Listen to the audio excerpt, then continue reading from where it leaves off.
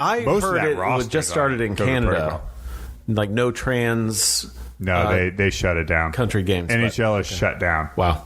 So, and that news broke last night. Okay. All right. Through Sunday. So with the NHL off, that kind of bleeds into our topic here of, the NHL has in lieu of the news now, they've decided, hey, we're not supporting the Olympics, so we will not be taking the break. Teams will not be allowed to send players. We will play through the Olympics. This has kind of been a hot button topic for the NHL. The players want to go. Mm-hmm. The teams don't want to let them go. For obvious reasons. Right. These are their best players going to then continue to play very competitive hockey, to then potentially not be able to come back to them. God forbid an injury happens. So, it's kind of this mixed bag, but because of COVID, it seems like Gary Bettman is using that as leverage to not allow them to go, because they were going to initially let them go this year. But NHL has shut it down. It's not happening. So hopefully that doesn't upset the players too much. Yeah, maybe. It frustrated a number of them. It has to. Because, at a certain point, you're just kind of exhausted of, I'm tired of getting tested all the time. I just want to play the sport. Yeah. I wouldn't blame anyone for that.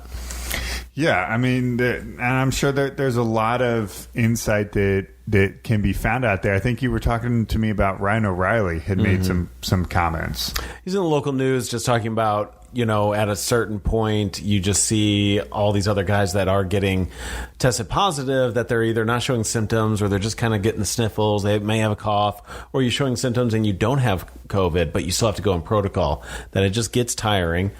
I respect the league's decisions on rules and what we need to do to stay safe.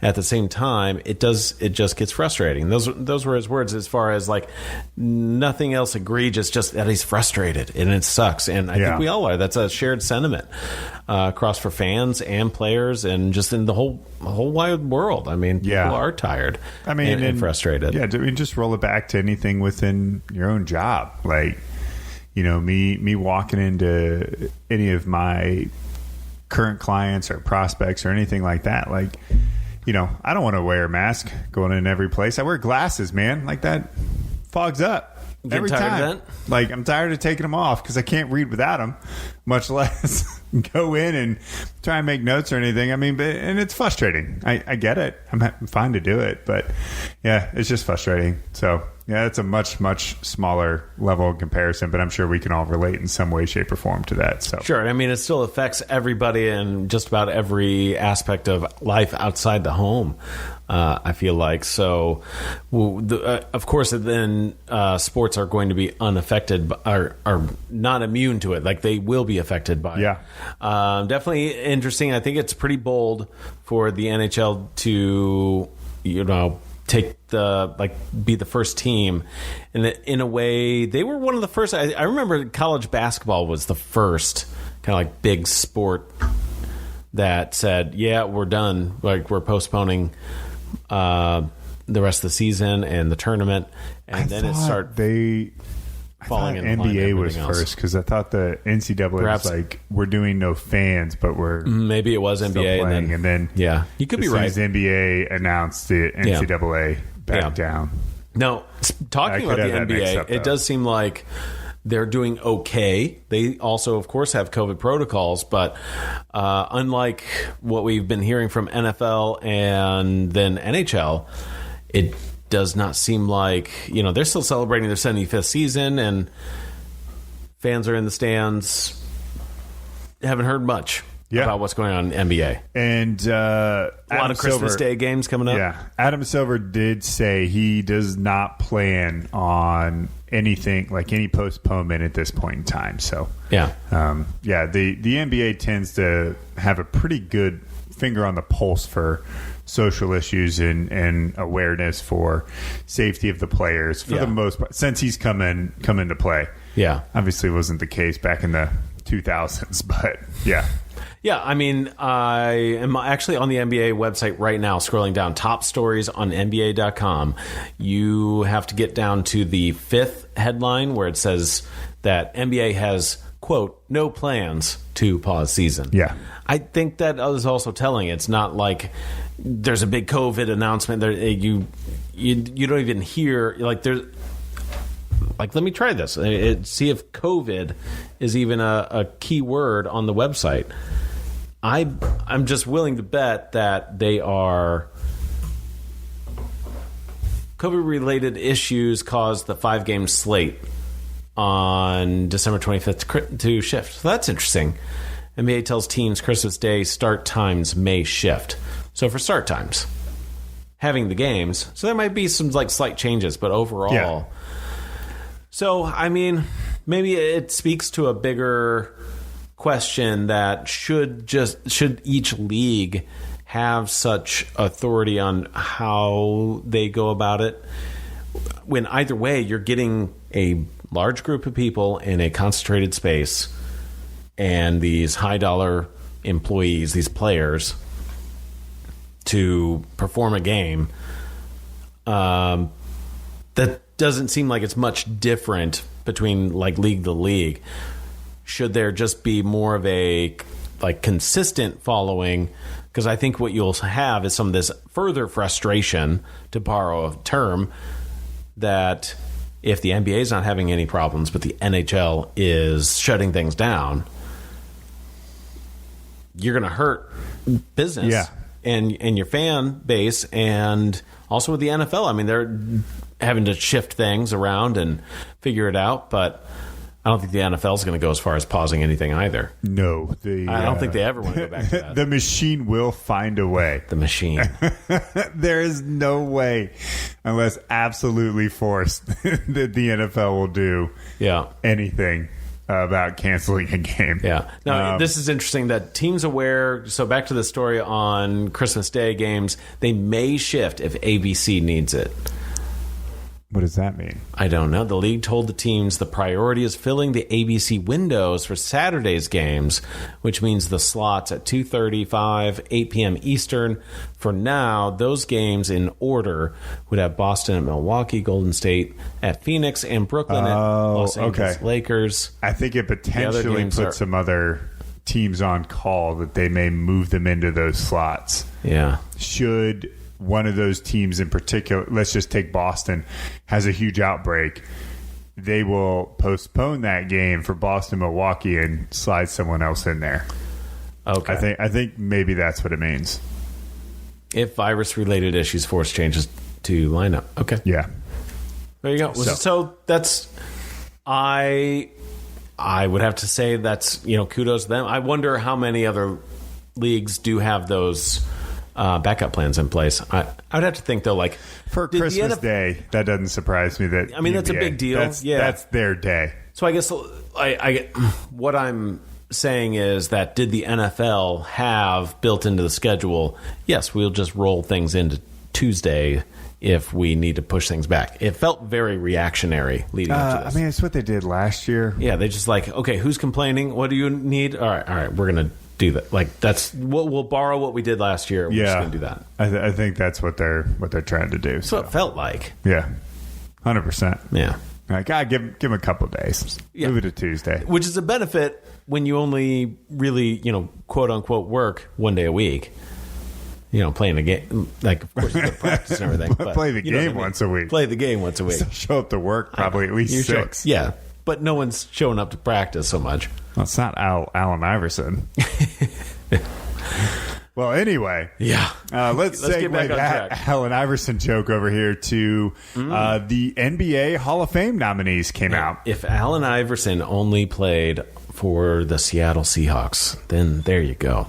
You got Is that right? Yeah, you would have just the Mount Rushmore of personality. That would be a lot up there. That would be, but I'd still prefer Marshawn Lynch over Allen Iverson. Would you? I liked Iverson. Yeah. I mean, he's not as much as Marshawn Lynch. I don't know. That dude's a man. He's something. He's something. Beast mode. Well, okay. So where are we going with this? Just very high level. Yeah. Just want to talk about some of the nominations here. Manu Ginobili, I think, is the biggest name on this list. I think he should. He's not only a first-time Hall of Fame nominee, but he should easily get in first time around. He was such an integral cog for that San Antonio dynasty team. And some of the other teams that we have, or some of the other players that we have, Chauncey Billups, Rip Hamilton, both of those guys were on the Detroit Pistons when they won in 2005, 2004? Something like that. Yeah, around Something then. like that. They were pretty good in the early 2000s. Sean Merriman. Most people kind of forget this guy, but he was such a big star in the NBA. Yeah. For a long time. He's a four-time All-Star. Which and is won an NBA championship in 2011 with the Dallas Mavericks. And Tim Hardaway, Muggsy Bogues, the 14-year NBA veteran, smallest player ever to play in the league at 5'3". Muggsy Bogues. He's an inspiration to us all. The NBA Hall of Fame. Some other notables: Mark Jackson, Becky Hammond, George Karl, Bob Huggins, and Swain Cash were some of the other Swain Cash. I'm not too familiar, but what a good name. Swain Cash won 2 NCAA championships at UConn and 3 more with the WNBA Detroit Shock and Seattle Storm, just off the top of my head. Okay, WNBA. Gotcha. Yeah, just off the top of my head. Cash. That's what I can remember about Swain Cash. Yeah, love the name. All right. Well, thanks, Eric, for that. Well, moving on to the next subject is Who You Got, and we're going to talk about your biggest surprise in 2021. Like, what did you see from all of sports that kind of, you would say, like, yeah, that kind of encapsulates everything 2021, if you can think of anything there. I don't have something that encapsulates. Sure. By the way, we do have a beverage in our hand. What are we drinking tonight, Eric? Yeah, it's the season you've 4 been finale. psyched about this, yeah. I brought over one of my favorite bottles of E.H. Taylor, small batch. So it is from the Buffalo Trace Distillery. If you know anything about bourbon, it is relatively hard to find. It is allocated, but this is one of my favorite bottles, and wanted to share it to 4 great years. So the season 4 special. Yeah, I like that. So, biggest surprise? I don't know that I have a big surprise, but I have a favorite moment. All right, sure. I'll take a moment or a takeaway. So my favorite moment was the Natural Selection Tour. Yeah. Okay. So that free ride snowboarding competition that took place in 3 events. One was in Jackson Hole. One was, I think it was in Banff in Canada, and the last one took place in Alaska. Essentially is like heli drops. And just want to shout out to the 2 winners there. Mikal Bang and Robin Van Gunn were the 2 winners of the Natural Selection Tour. So if you didn't get a chance to watch it, it's a different sport. It's a unique take even on snowboarding for people that are into it, about what they're used to seeing in snowboarding competitions. It was a great competition, a lot of fun to watch. And it was an absolute blast. That was my favorite moment, and it happened February 2021. This is what happened this year. Good. All right. Thanks, Eric.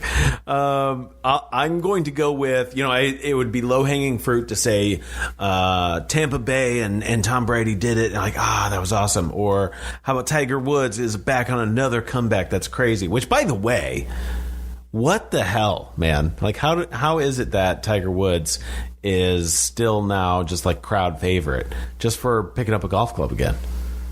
Just automatic. No comment? I don't know. Okay. No comment? No says on that. All right. My biggest moment is going toward the sport of tennis. I think they were a leader in the mental health issues that we've been seeing through sports. Now, the Olympics, we also had Olympic moments in 2021. I thought that was enjoyable to watch. Full of controversy as well, because I know there was a strong push to try to postpone it or just cancel it outright, being over a year delayed, which was remarkable to see it come back. I mean, I think we all needed a little bit of the Olympics as well, which we will have in just a few months. I enjoyed it. Skateboarding, come on. Yeah. Come on. We Second favorite moments all came from the Olympics for me. That was great. Skateboarding was great. BMX. But tennis...